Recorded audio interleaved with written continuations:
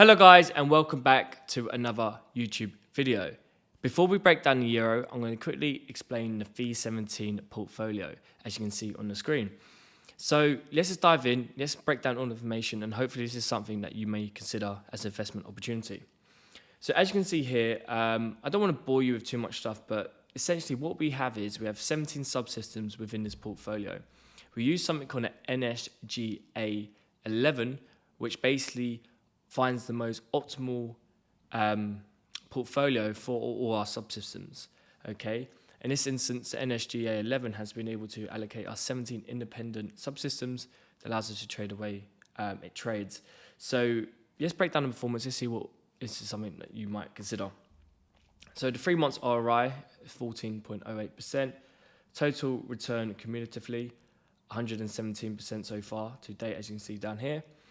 Max drawdown being below 10%, 8.01, which is very enticing for investors.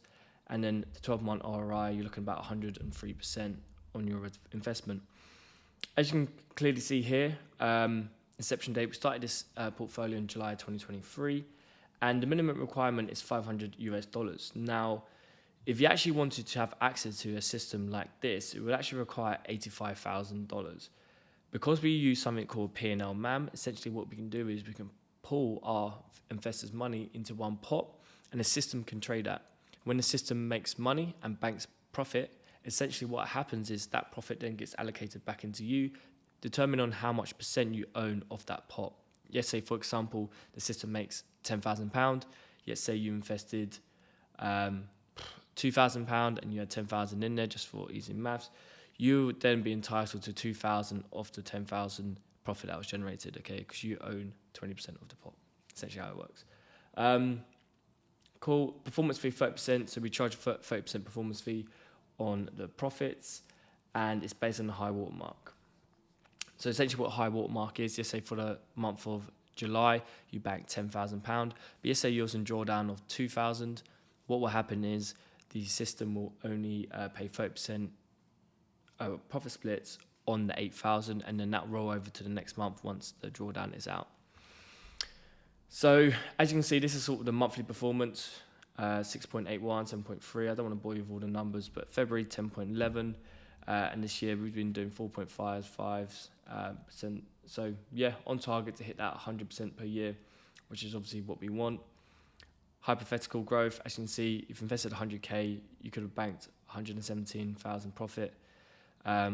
If you started from the 1st of July 2023 to the 31st of July 2024. So these are inclusive fees as well. So great returns. While obviously keeping the drawdown so low, that's what we're very, very keen on, is that low drawdown. And as you can see, keeping it below 10% is optimal. Some more statistics down here. The Sharpe ratio being 12.25 is extremely good. If you show that to any investor, they're going to want to see that. They're going to know what type of risk is it to reward, essentially. So the higher that number, the better. 12.25, fantastic for this. And yeah, just some more basic information. I don't want to bore you with it all. Then, of course, regulations as well, disclaimers, everything there to make sure we're compliant and we're following the guidelines set forth for the FCA. So essentially, look, this is fee17. This is a machine learning portfolio, consists of our top 17 subsystems. It's a fantastic portfolio. If this is something you are interested in and want to invest in, please give me a message or click one of the links below. It'll take you to my personal WhatsApp, and then we can begin the onboarding and get you trading on this system. Okay, so now let's break down EURUSD. Right, guys, we're now on EURUSD. Let's break it down. A beautiful opportunity this morning, utilizing once again Asia session, accumulation, manipulation, and distribution, targeting Asia high and targeting ERLs, external range liquidities. Let's break it down. So obviously, at first, what we see here on the euro, this is on the 3-minute chart as well. We see price kind of range. We kind of toppled out. So if I just draw in sort of a line going from here, as you can see, we kind of we're just stuck in this sort of ranging market here, okay, where price wasn't really pushing higher or pushing lower. It was just stuck in that range. Then what we see price do during Asia is break lower. And what it seemed to do is start to fill in some inefficiency that have left in between here. So as you can see, this one being the most valid because this one really gave the strong push to break out all this consolidation and really kind of take out these highs in the market there. As you can see, a big push up to take out those highs. So that's giving us the break of structure there, okay? Then what we can see here, this inefficiency here. So if I just mark that up here and bring that across, we always know that imbalance wants to get filled, okay? As you can see here, we've got a nice POI now for price to be basically manipulated into to grab that liquidity, then push further, okay? So that's essentially what we've got here. So let's zoom in a bit further here. So as we know, the optimal area time really to get in is about 7 a.m. is when the Frankfurt Open opens to about 10, 11-ish. So just taking that in consideration, we want to be entering around those times or seeing manipulation happen around those times. So it's 7 here and 10 a.m. 10 a.m. here. It's just GMT, okay? So I'm just marking them in so we can see it, okay? So as you can see, when price manipulated, it was pre-Frankfurt and then start Frankfurt Open, start getting that push up. So when price pulls back after I about to explain this next situation, we're about to be entering the kill zone, the time when liquidity is ejected into the market, okay, which is so important. We need to be entering at those times where money's getting moved. We don't want to be entering at dormant times where it's low activity. Otherwise, you'll be stuck in range bound moments, such as you can see here. New York session ended, and look, we just range bound. It was just dormant.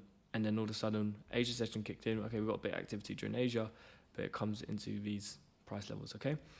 So what I normally like to see happen, okay, during Asia lows, Asia highs, in this instance, we're looking for buyers, okay, looking for that continuation, is at Asia lows, we want to see some form of accumulation, like price moving sideways. Okay, we then want to see price push lower, manipulate, and then sweep some sort of high in the market, giving us a shift in market structure, okay? Depending on what time frame you want to look at, you just want to see when price starts taking highs, okay? But firstly, we want to see that accumulation. We want to see price build up on orders. As soon as price starts moving to the other side and starts seeing injection in the other way, coming into POI, such as this imbalance, that's a really clean indication that price is basically filled that imbalance and ready for price to take Asia highs and take the buy side, because we just swept at the sell side here with that Asia low. So Asia low liquidity bottom, right? Okay, there. Okay, cool. And then obviously we've got the Asia high liquidity up here, which is a price target for us. Asia high liquidity. Okay, cool. So now, as you can see here, we see the accumulation phase. Yeah, this is the accumulation phase, where we see price move sideways like so, okay? Now what we're waiting for, that's price move sideways in the accumulation phase. We then see price manipulate low, and what we see happen is here. We see price sweep out these lows here, X, bottom, and then the high that actually gave that manipulation is here. So that's your shift of market. That's price basically indicating and moving to the other direction. As you can see here, if I was just to mark that up, price create this high, create this low, range bound, came back to that high, then create this low, create that high, push lower, push up. If I just take away the noise, I'm pretty sure everyone has seen this type of setup before in the market, but they just don't know how to basically trade it or have the confidence to trade it, which most traders fell on. So as you can see that's now happened. Okay, I'm just going to get rid of this because it's just blocking out this view, okay? So let me just play this out now. So now what we clearly have, we have everything that we need in order to take a trade. We have Asia low liquidity, we have imbalance being filled, we have accumulation, we then have price sweep, some form of liquidity sell side, we took already Asia, then get a market structure shift. Now we have this leg in the market. Now we need to look at this leg and try to pinpoint essentially areas in the market where price can reverse from, okay? So just looking at this move here, we then know got our leg, so I can start drawing my Fibonacci from swing low all the way up to swing high. Let me just extend this out like so, okay? Let me get rid of 50%. Perfect. Don't need that. Perfect. So we like to enter on something called OTE, which is the optimal trade entry. And normally you find that at the 0.79, 0.62 fib levels. As you can see, this is a really optimal area to get into the market. Okay, why? It's a beautiful reversal pattern. If you know Fibonacci and the reason behind it, you can see why many traders use this as a point. Obviously look to get in. Then also look for other stuff. So as you see here, we have a Morningstar chart pattern. And essentially in that, we have a balanced price range, which essentially that where there's inefficiency either side of those candles, giving us that push up, okay? Really good area to get in. So if you just play this out one more time, see price is at 50% and we get bounced off straight away. So anywhere in around here, that OT, that 50% of that BPR, it's a beautiful area to basically look to get in, okay? Long position here. Now SL,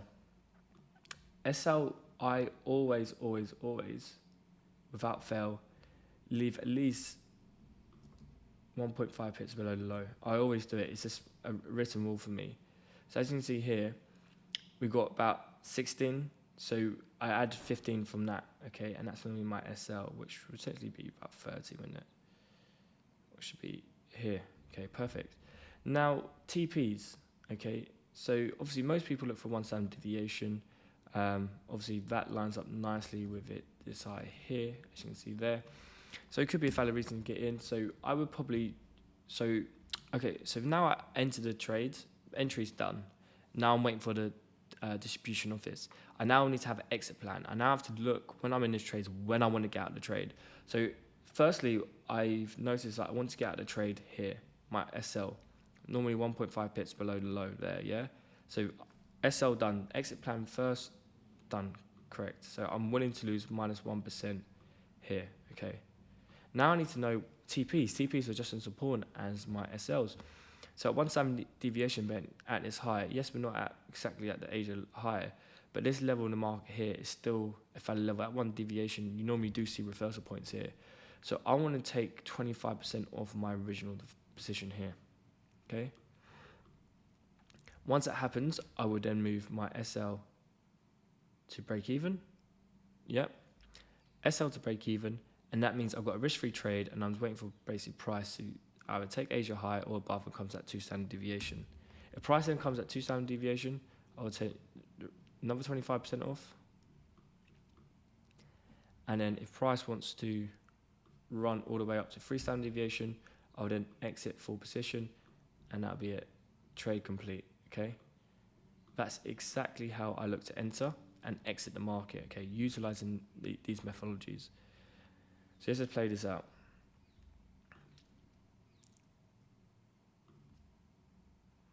As you see, getting that push, perfect. That's great, exactly what we want to see.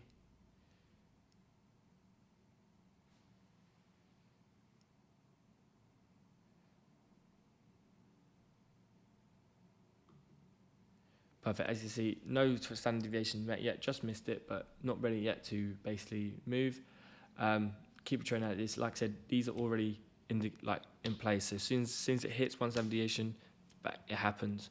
So let's play it out.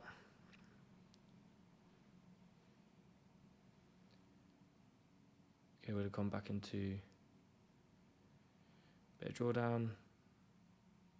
Just missed the SL. Fine. Okay, cool. There we go. Bang.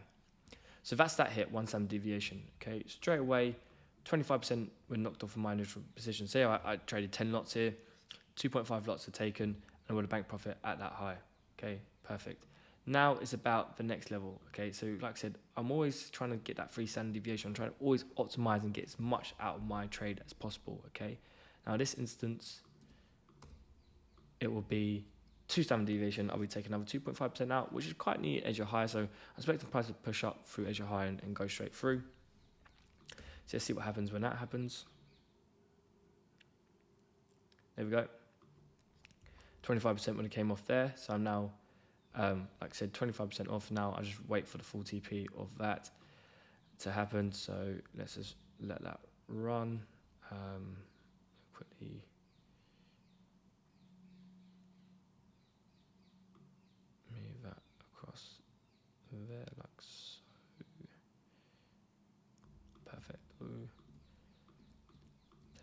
take that away. Cool, play this out.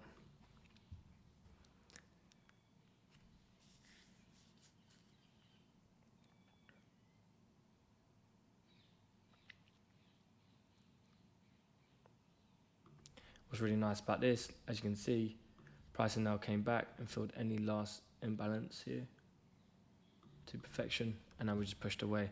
So now, basically, with that move, with this move here, when we came to that 2 standard deviation, as you can see there's no really place really to put my SL underneath structure. Only place is really that structure low here.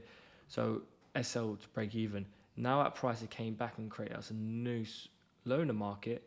We now move that SL beneath this low, okay? Then now our SL's now banking profit if it was to get hit, okay? And we're still targeting this 3 standard deviation here.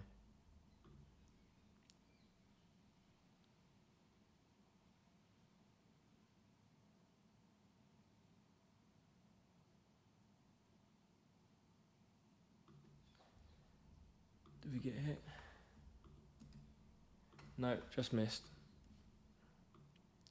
As you see, that low just been missed. SL was never tied to anything, as I previously mentioned. Always move SL a bit lower, so it would have been just a bit lower. Just give it a little breathing place if it does want to come and retest these lows. And then obviously look to take that 3 standard deviation. So there we go.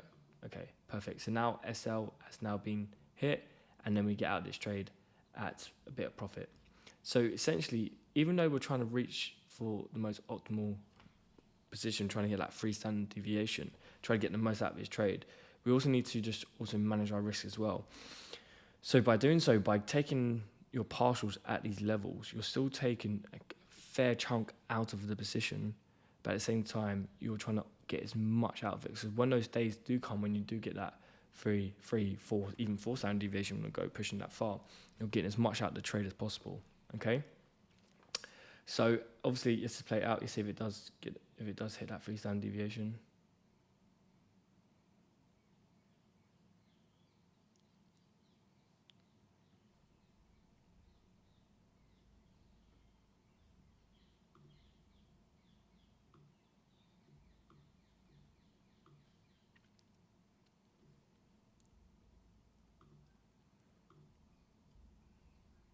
It was a messy day, to be fair.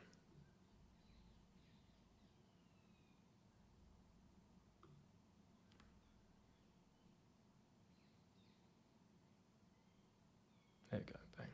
Cool. So it does hit that in the end. It's just messy how we get there. And that's why we have to manage our risk so quickly, because we don't know when price is going to reverse. We don't know when price, we never do.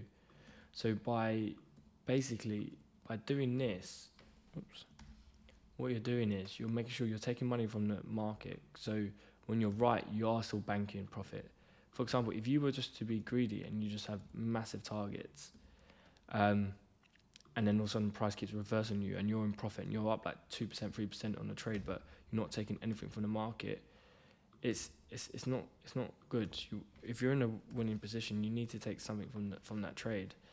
And this sort of risk management approach allows you to do that. But essentially, that's it. And obviously, that's where price is now. Just play it out. So it's perfect.